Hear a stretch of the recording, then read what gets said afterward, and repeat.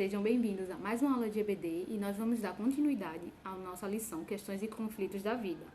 É a nossa aula de hoje e nós vamos falar um pouquinho do porquê temos conflitos. Na busca pela origem dos nossos conflitos, devemos voltar ao começo da história da humanidade, especialmente Gênesis 3. Podemos dividir a humanidade e a história em antes e depois do evento ali relatado. O que é que acontece em Gênesis 3? Vem a tentação, a entrada do pecado, a expulsão dos seres humanos, de Adão e Eva, do paraíso, que é o Éden, e com isso vêm as suas consequências. A partir disso, quem somos agora? A entrada do pecado do mundo estragou a festa da vida.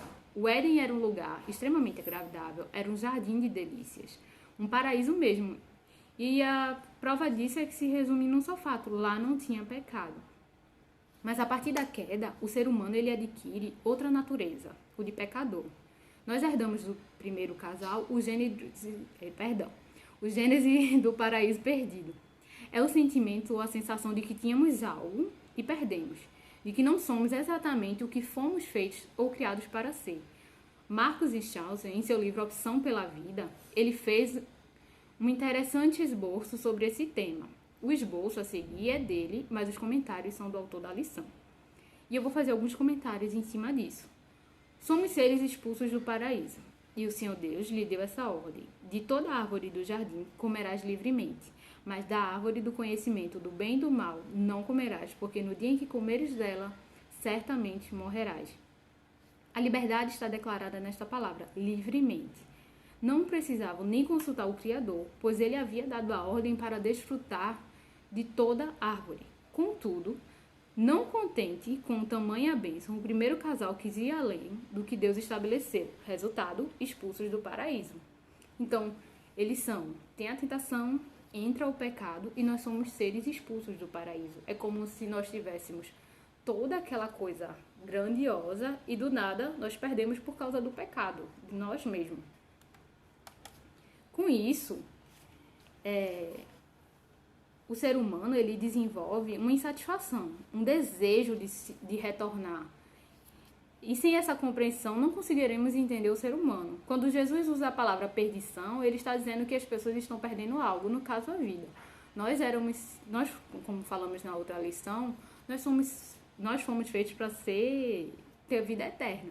Só que com a vinda do pecado, com o nosso pecado, nós perdemos isso. E por causa disso, somos seres insatisfeitos com o paraíso que temos. A insatisfação é gerada pelo senso de perda. Nada satisfaz, nada preenche o coração que não está no lugar originalmente planejado por Deus. Isso explica o comportamento da humanidade. A busca frenética, o satisfazer em tantas coisas, lugares, mas a sede só aumenta. A gente nunca consegue estar satisfeito com nada. Quando a gente chega num patamar, a gente diz, não era isso que eu queria, eu quero aquela outra coisa. É aquela coisa, né? A grama do vizinho é sempre mais verde. Então, a gente olha para nossa casa e diz, nossa, estou insatisfeita, a do meu vizinho é melhor, eu vou lá querer a do meu vizinho. A gente nunca está satisfeito com o que a gente tem, porque a gente não consegue encontrar o que a gente queria, entendeu? Que era o paraíso, era o Éden. E por causa disso, nós somos seres de paraíso em paraíso. Toda pessoa fora do seu ambiente natural se comporta como um peregrino, tentando encontrar seu lugar, desejando voltar para casa. Sempre achamos que a próxima circunstância, ou pessoa, ou emprego, ou cidade, ou país, nos trará a felicidade tão sonhada. É um grande engano, porque nenhum paraíso daqui vai suprir o que já foi perdido. É aquela coisa, né? A gente nunca está satisfeito. A gente sempre quer ir mais além, nós queremos procurar coisas diferentes. E o 4 é que nós somos seres impedidos de voltar ao paraíso. Ninguém jamais voltou ao paraíso perdido. Deus colocou anjos poderosos e uma espada de fogo que dava voltas em todas as direções para que o primeiro casal não retornasse ao paraíso e tivesse acesso ao caminho da árvore da vida. Por conta disso, nós somos seres que decidem. O Senhor Deus perguntou a Adão: quem te fez saber que estavas nu? Comeste da árvore de que te ordenei que não comesse? O primeiro homem ele decidiu errado e as consequências dessa decisão passaram para todos os homens. Escolhemos todos os dias, em todos os momentos, ninguém vive sem tomar decisões. E nisso surge o conflito. O conflito surge quando há necessidade de escolha entre situações que podem ser consideradas incompatíveis. O conflito, ele perturba a ação ou a tomada de alguma decisão. E no mundo pós-queda, nós temos que decidir, mas pela graça de Deus, através de Jesus, nós vamos retornar a esse paraíso eterno. Poderemos comer da árvore da vida e de lá jamais seremos expulsos. Mas diante disso, por que nós sofremos? Lá em Eclesiastes 7, 29 diz assim: Eis o que tão somente achei que Deus fez o homem reto, mas ele se meteu em muitas astúcias. Esse versículo de Eclesiastes nos ensina que os muitos problemas e sentimentos e sofrimentos são nossa própria culpa e não nosso destino.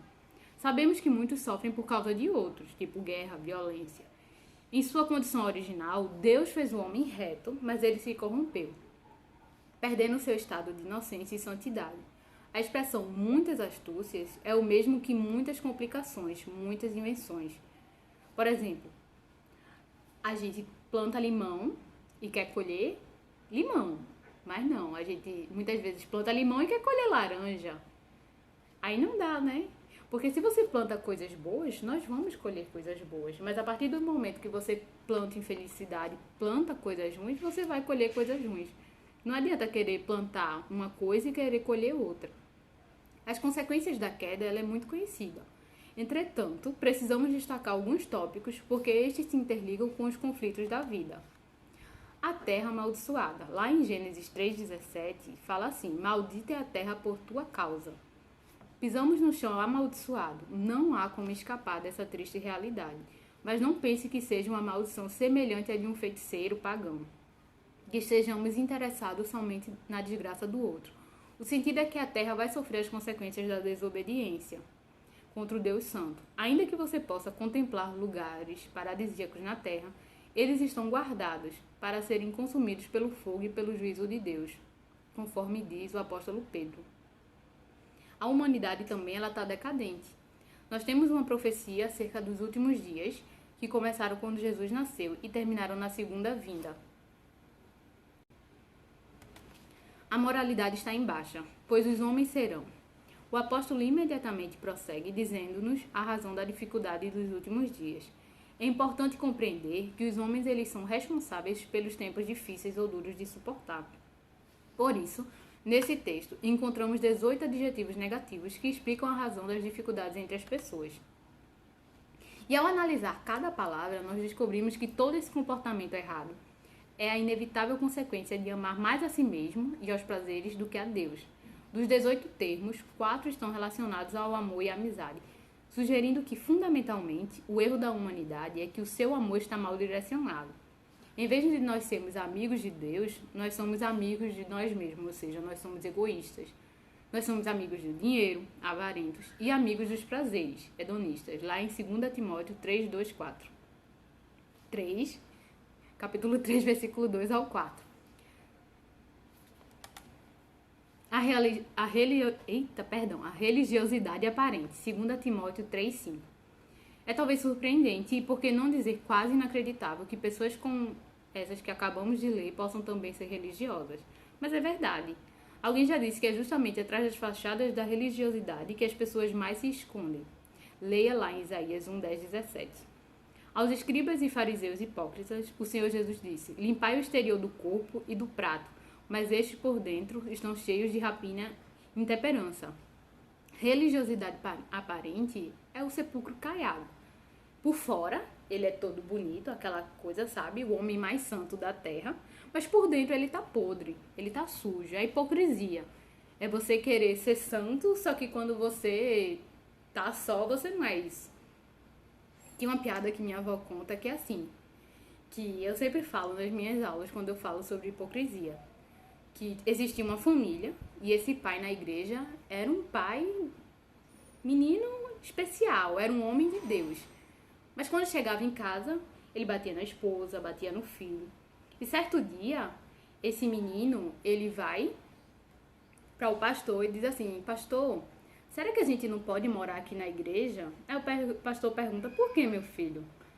Aí o menino diz assim: Não, é porque aqui na igreja meu pai é um homem maravilhoso.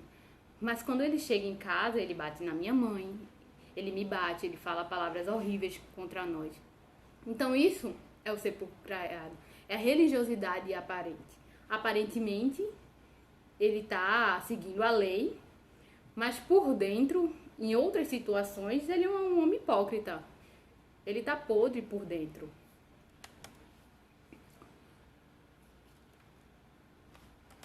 Ou seja, eles eram meticulosos em proteger a pureza cerimonial, mas por dentro não havia pureza moral. Em 2 Timóteo 3,5, ele diz assim: tendo forma de piedade, negando-lhe, entretanto, o poder. Era forma sem poder, aparência externa sem realidade interna, religião sem moral, fé sem obras. Como escreveu A.W. Tozer, todas as nossas palavras são do poder, mas todos os nossos atos são da fraqueza. A verdadeira religião combina forma e poder. Um terceiro ponto, o campo de batalha. Lá em Efésios 6, 10, 12, a nossa luta não é contra o sangue e a carne, e sim contra os principados e potestades, contra os dominadores desse mundo tenebroso, contra as formas espirituais do mal nas regiões celestes. Podemos destacar 3 características nesse versículo sobre o inimigo que enfrentamos.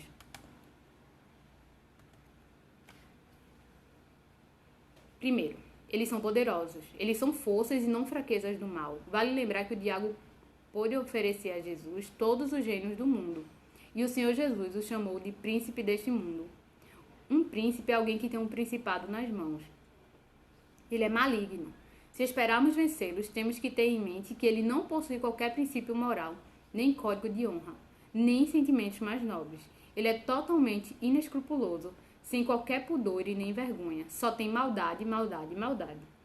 O ladrão vem somente para roubar, matar e destruir. João 10, 10.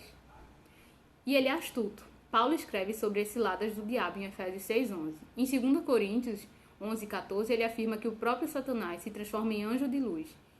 E em 2 Coríntios 2, 11, ele declara que, para que Satanás não alcance vantagem sobre nós, pois não lhe ignoramos os desígnios.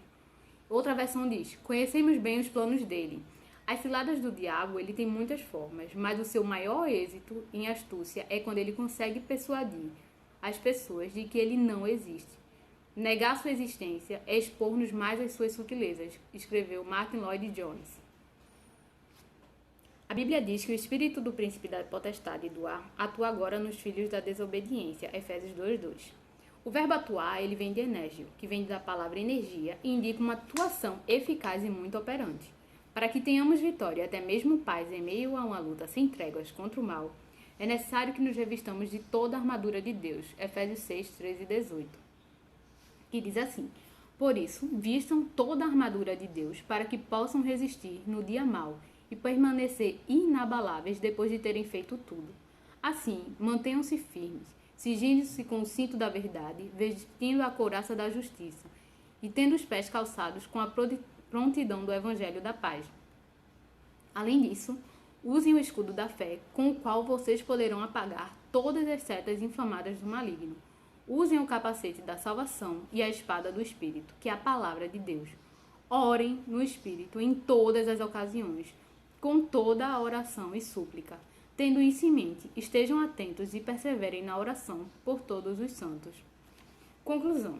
Embora essas realidades expliquem a origem e a permanência dos conflitos da vida, a proposta bíblica ela não é para que tenhamos uma atitude conformista e derrotista. Paulo diz que graças, porém, a Deus, que em Cristo sempre nos conduz ao triunfo.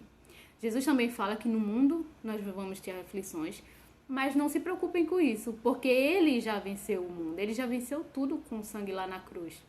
Então nós não temos que nos preocupar com isso. Nosso convite é para que você encare os conflitos apresentados nas lições a seguir como alguém que deposita a sua esperança em Cristo Jesus, porque nele nós somos mais que vencedores. Romanos 8, 37. Bem, é só isso por hoje.